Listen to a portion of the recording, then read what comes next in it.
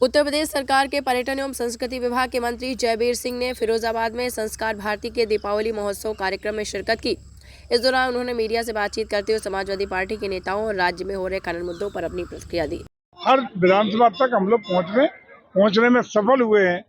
फिरोजाबाद की यदि बात करें तो फिरोजाबाद, संस्कार भारती का आगरा, मथुरा और मैनपुरी को मिलाकर के एक नया पर्यटन कॉरिडोर बनाने का प्रयास।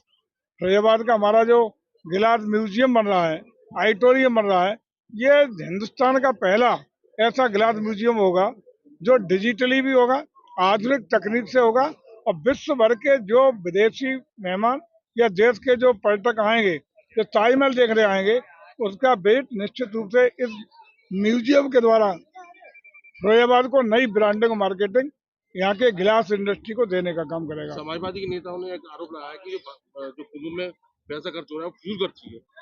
अब उनको तो सारी सनातन संस्कृति, परंपरा, आदर्श, हम लोगों का चरित्र ही फिजूल का लगता है। यही तो उनका मूल चरित्र है। उनके चरित्र में यही तो है कि भारत के संस्कार खत्म कर दिए हैं।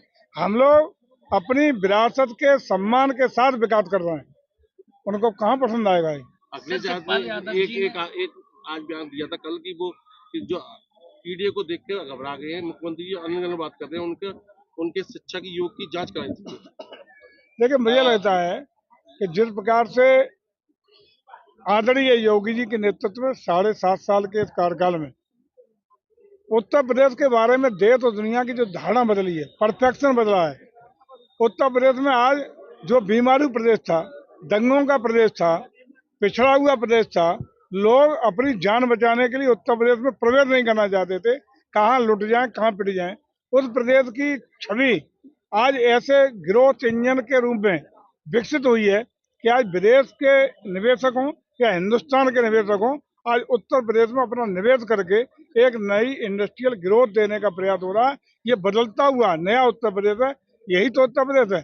कहाँ ये सपा वालों को पसंद आने वाला है? सर, योगी जी ने मंच से अभी चुनाव में जो चल रहा है, उन्होंने कहा है कि माफियाओं के अखिलेश यादव सीईओ हैं और शिवपाल यादव ये पूरा चलाते हैं। तो सर, उन्होंने भी कहा है शिवपाल ने यादव की पूरी भारतीय जनता पार्टी दंगाई है और दंगे कराएंगे। देखिए, ये दोनों का तुलनात्मक रूप से आपने देखा होगा। 12 से 17 के बीच में 12 से 17 के बीच में जिस प्रकार का वातावरण, जिस प्रकार की उत्तर प्रदेश के दंगों में झोंकने की आदत का काम किया गया, गुंडई, अराजकता, जमीनों पर कब्जे, चौथ वसूली, महिलाओं पर जुल्म, जाति अत्याचार, बच्चियों के साथ तमाम घटनाओं को अंजाम देने का काम किया, उत्तर प्रदेश की छवि बिगड़ी। वो उसी का परिणाम था कि उत्तर प्रदेश की जनता ने एक मुश्त जनमत दे करके इन्हें अपदस्थ करने का 17 में काम किया और योगी जी के नेतृत्व में भारतीय जनता पार्टी की सरकार बनी। यह सिद्ध करता है, कहीं कहने की जरूरत नहीं है। किन कार्डों से तुम गए, क्या तुम पर आरोप थे? जनता ने अपने प्रामाणिक तौर पर सिद्ध कर दिया है और जनता ने ये सिद्ध कर दिया है कि चूंकि अच्छे काम हो रहे हैं, विकास सुशासन का काम हो रहा है, इसी का परिणाम है दूसरी बार 5 साल के बाद 2022 में पुनः आदरणीय योगी जी के नेतृत्व में दूसरा कार्यकाल देने का काम किया। किसी को कहने की जरूरत नहीं।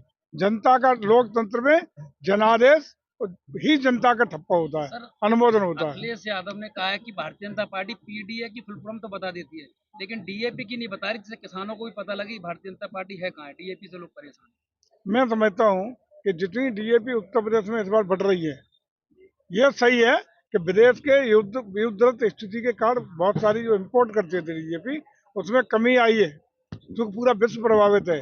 लेकिन विश्व का मुकाबले में देखें, सबसे ज्यादा डीएपी जो हिंदुस्तान को उपलब्ध हुई है, इफ्को के द्वारा, अन्य संस्थानों के द्वारा जो बनाई गई है, उसमें सबसे बड़ा महत्वपूर्ण भाग उत्तर प्रदेश को मिला है। और ये भी आपके संज्ञान में ला दूं, उसमें सबसे ज्यादा डीएपी आपके फिरोजाबाद जिले को मिली है। शिवपाल यादव जो चुनाव के दौरान कहा है कि हम करेल की सीट भारी मार्जिन से जीतेंगे और भाजपा हारने वाली है।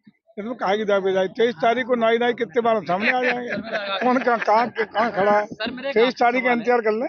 सर, हमीरपुर से एक खबर चली थी खनन को लेकर, उस पर अखिलेश यादव ने एक्स पे लिखा है कि उत्तर प्रदेश में हर जिले में खनन हो रहा है और सरकार कुछ नहीं कर पा रही। खनन होना कोई गलत बात नहीं है। खनन इसलिए जाए, ये तो बहुत जस्टिफाइड, वैध लाइसेंस देके, वैध परमिट लेके नियमों के अनुकूल यदि हो रहा है तो खनन तो आवश्यक है।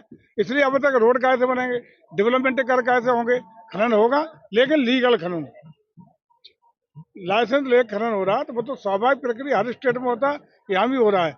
लेकिन इलीगल अगर खनन हो रहा है, अनैतिक तरीके से, चोरी से, माफियागर्दी से अगर हो रहा है तो वो गलत है। वो कहीं सिद्ध कर रहे तो उसके खिलाफ कोई आप नाम बताइए, फिरोजाबाद जिले के सहित प्रदेश में कल ही कार्रवाई होगी। फिरोजाबाद में बोले राजा राम अगर हो रहा है तो वो सूची आप दे दो। एक राकेश परिहार हैं, उनके लड़के हैं पहला, और रात को जेबीसी से खनन कर रहे थे, उनके साथ खिलाफ कार्रवाई भी हुई, लेकिन उन्होंने फिर से काम चालू कर दिया और मैंने सर वो खबर खुद बनाई। कार्रवाई हुई है, आगे भी कार्रवाई अवैध तरीके से कोई खनन कर रहा है तो निश्चित रूप से होगी।